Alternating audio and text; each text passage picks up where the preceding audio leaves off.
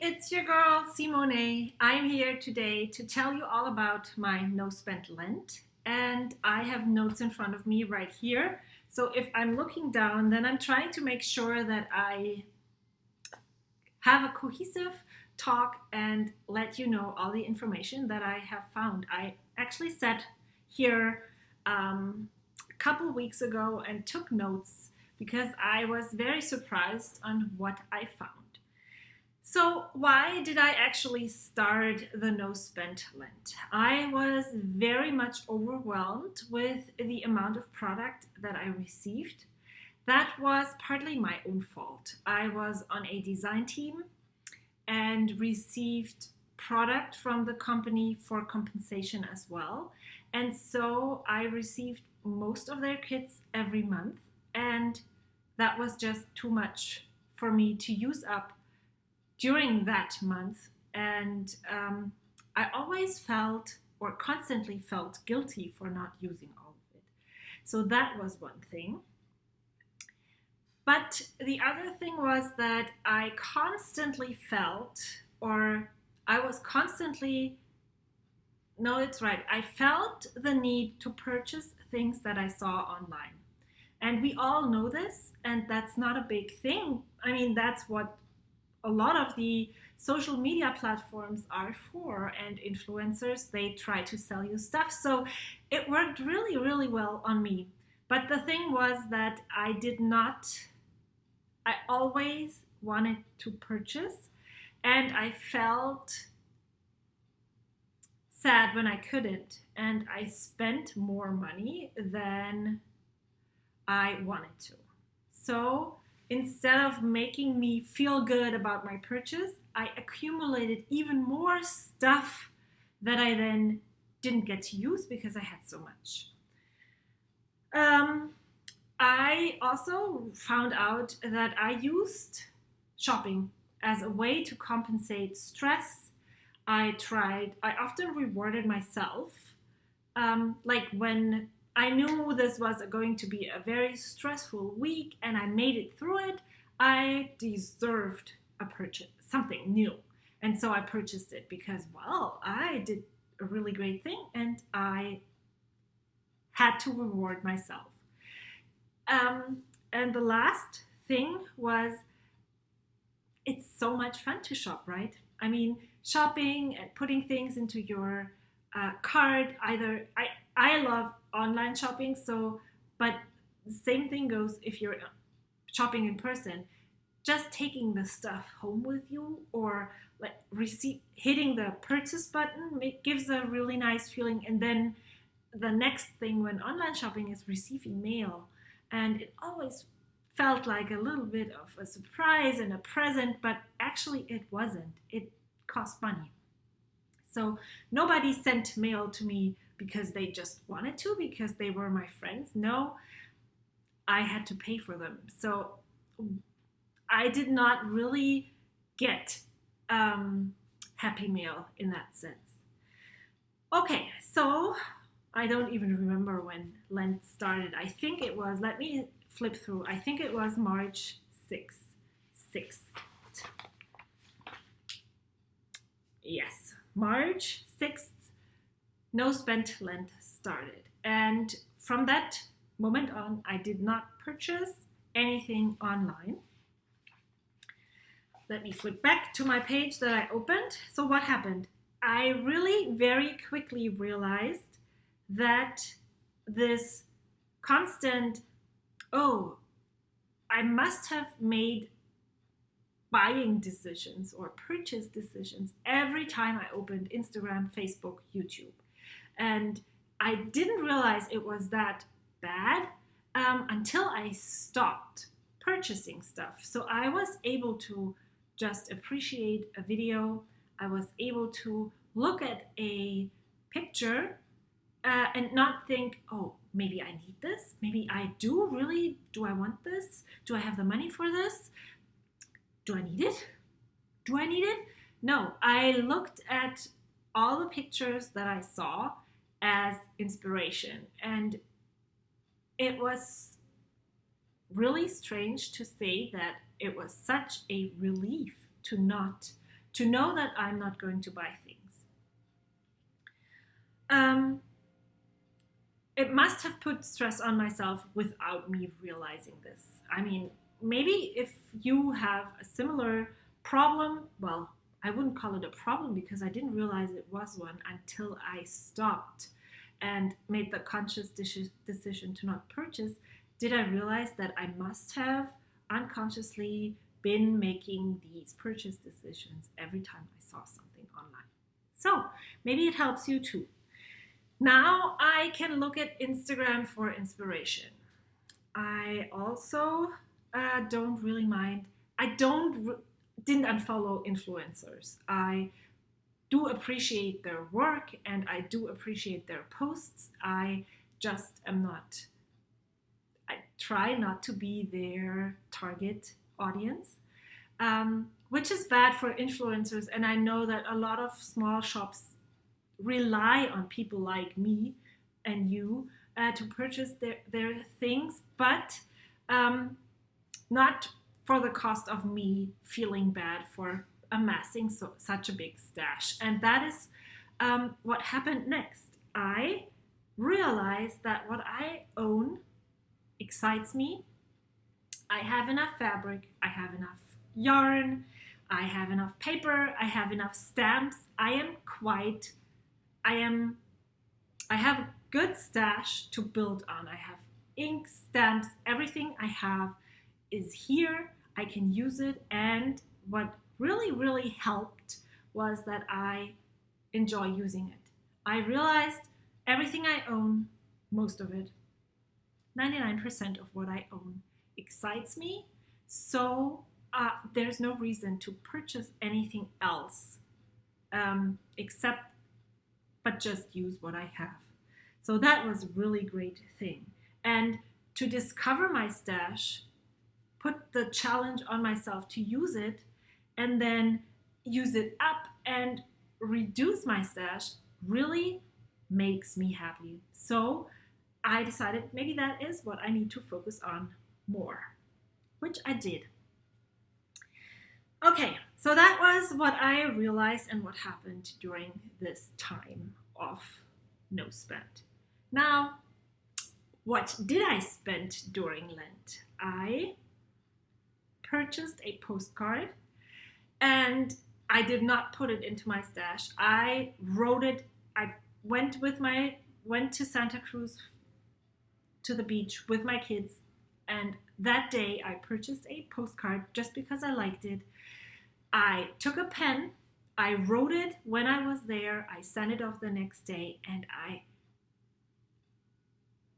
that joy that I experienced when I used it right away, it was something I haven't had in a very long time. And I will come to the conclusions later, but that is something that I realized is it's not about not buying things. It's about buying things and using them instead of buying things and putting them aside.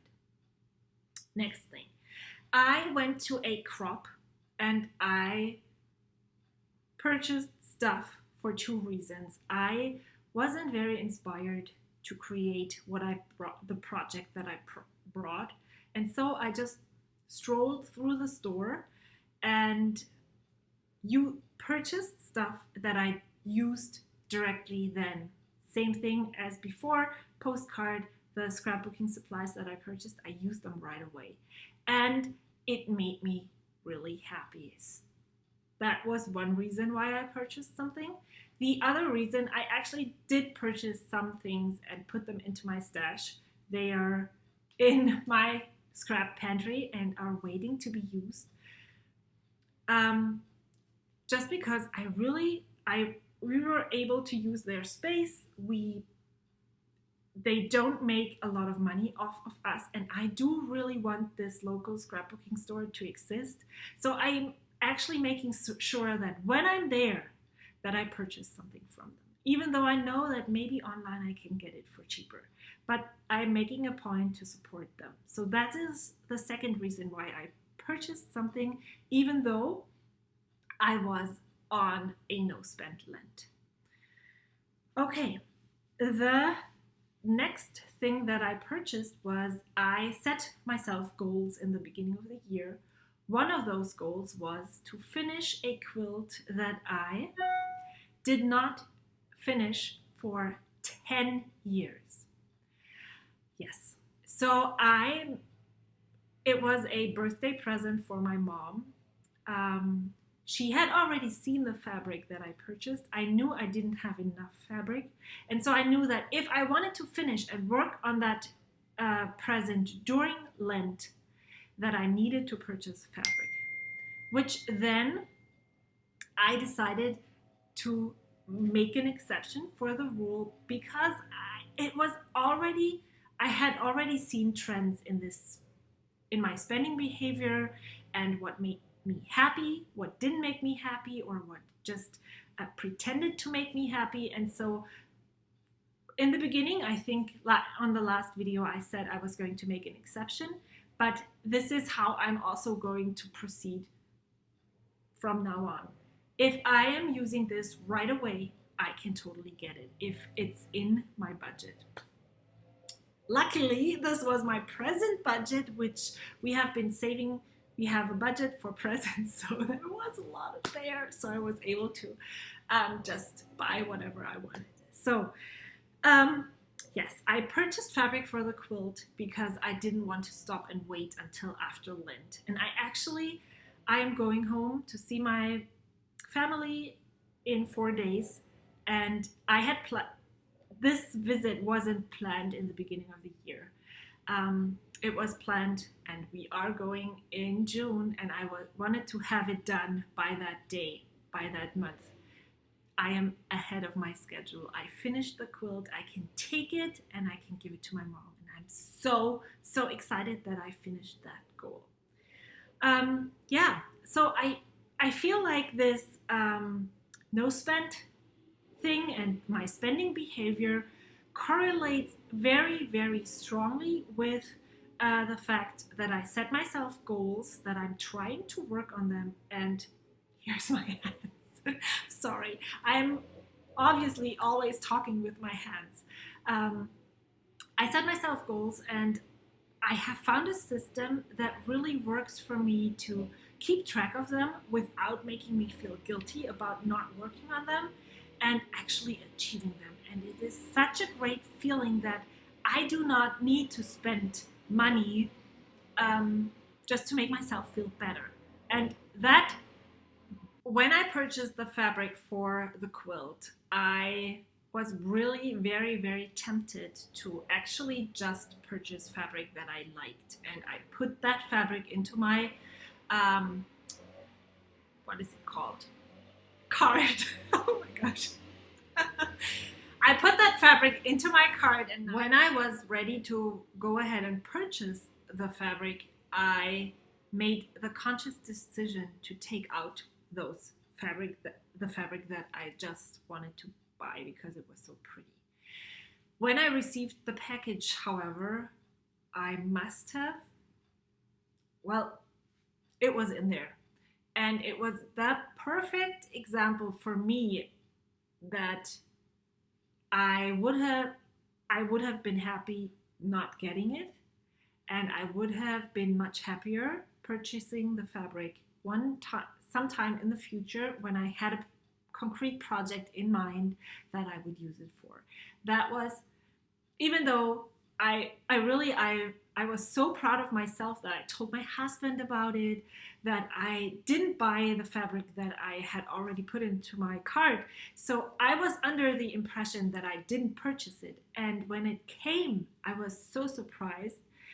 But so no cheating, nothing happened. It was an accident, I assume. And however, it was such a great experience to see that no, actually, in fact, just buying stuff for fun does not make me happy. Now I need to find some projects that I can use it for. And I'm sure I will definitely, maybe a project bag for knitting or something. I will find something to use it for. Okay, so that was a great learning experience that this is not how I want to spend money in the future. Now, what did I do? Did I not purchase anything else until Lent ended? Nope. I I decided to spend my money more mindfully and more intentionally in the future. I am going to set myself a budget. Right now, I decided that $50 is a good amount, especially since I have some things, especially with knitting, which I'm starting, and there's some essentials that I still need to get. Um, that 50 sounds like a reasonable amount. I know that this is something that is personal. It depends on how much money you earn, your financial situation. Maybe you cannot do 50. Maybe that's a lot, way too much. Maybe 50 is like the amount of money you spend on stamps every month, and you can set your budget at 100. That's totally fine. But I decided I am going to use a number and try to stick with it. So that's my number for the start. I might decrease it in the future and save money for bigger projects, especially knitting projects. If you want to use if you want to use yarn from indie dyers or high quality yarn, or both, are super expensive. If you want to buy a sweater's quantity of yarn, the range is between $120 and $150. So that's a lot of money, and then I will just need to save up 3 months budget. Okay, I decided to go ahead and spend my April budget, which I already knew I was going to spend on certain things today, which is the day after Easter Sunday, and Lent is officially over, because I was also going to purchase yarn to make some gifts to take on Thursday. And I wouldn't be able to make all of them. In case you are wondering what I'm making, I am making dish scrubbies from yarn that is called Red Hard Scrubby yarn. It looks like this. Oops, where's the camera? Right here. It's super fuzzy yarn, and I crochet these thingies. And if you had told me 2 months ago that I would do this, I would have, yeah, right. But it's such a great gift. I don't want to take stuff to my siblings. They have everything they need, and but I don't want to come empty-handed. And I know they will all use this, and next time I see them, I can bring another one. So that's the reason why I went ahead and spent my April budget early, fully knowing that I was going to break my no spend Lent, because I felt like what I needed to learn and what I wanted to achieve with this Lent was already there. So how am I going to go forward? I have a budget. I am definitely going to be more conscious about things that I purchase for gifts, like the fabric for my mom. And this is going from the gift budget. But I am trying not to exceed my set budget. I will be able to, if I'm not spending or using all the money, I will be able to move it to the next month, just because yarn is expensive. Yeah. So I have then, what else? I'm not going to make impulse purchases. I have a budget, I already told you that.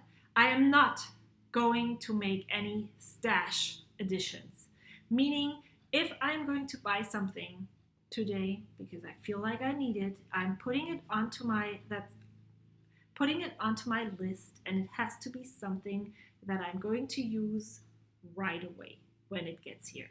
So yeah, it doesn't work, right? Now, things that I think I need are going to go on a list. I started a budget list right in my planner right here. Let me see here. So, oops. Right here, I posted for the things that I think I need, and I'm putting them there. I'm putting the price there, the thing that I think I need, and then I am waiting until I can use my May budget, which is on May 1st. I'm not here on May 1st, so once I got home, once I am done with my jet lag, I am going to sit down and decide which of those things that are on this list are the most important ones. Right now, I am adding stuff to my essentials list. I have 2 trimmers that I'm absolutely not in love with. I get so upset when they do not cut straight, and I want a new trimmer. So that is a small new trimmer. I tested one and I put it on my list. I thought I was going to I want to buy a book, and I also need new interfacing for sewing my pouches. And so that's things that I know I will use these things. They are not something that I need right now. I can wait for my May budget, but I am going to sit down on a certain date. Doesn't need to be a specific date, just one day, and I'm going to spend my budget on that day. So I'm not going to fall back into that trap of ordering little things throughout the months, being happy, receiving happy mail, and this whole process of I need to get another package, another envelope to be happy and to feel happy just doesn't reoccur. That it also helps with this purchase decision feeling on social media, because I know I'm not going to buy anything until I'm spending my May budget, which I will then spend on that certain day. It helps for that as well. So I'm not tempted to, oh, I still have like $10 for May. Oh, wow, I'm seeing this mini skein here, or wow, those stickers are amazing, I need those. I'm not getting into that routine. What I'm realizing for myself right now, this sounds like a good way to go about the spending and budgeting right now. I know that I noticed that I'm not as tempted to purchase stickers or paper scrapbooking supplies as much as I am tempted to purchase yarn and knitting patterns, which is totally okay. I understand where this is coming from. I'm in a new phase of interest. I'm just digging knitting right now, so that is the dangerous field, and I have set myself some rules, flexible rules, where I can totally love something, but I just need to wait until I finish a project to start a new one. Yeah, I think that was all there is to say. How are you going about your spending behavior? Is this an issue for you at all? I know that I spent a lot of time thinking about it, but and maybe you were asking if I'm crazy because I spent so much time. I wasted so much time on that. But for me, I know now that I feel like I have a foundation. I analyzed why I'm spending money and when I'm spending the money, and now I can try to avoid situations where I'm just spending freely like that. And I feel like I have a solid foundation now to move on and to try and see how these budget things work. I guess what I need to do is film an update video in 2, 3, 4 months and letting you know how things are going. If I'm still as disciplined as I am now, I'm curious as well. And so I guess I will see you maybe at the beginning of the next school year in August, and I will tell you all about my no spend or low spend budgeting behavior.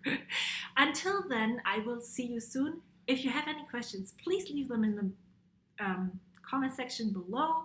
Thank you so much for sticking with me for such a long time. Until next time, bye.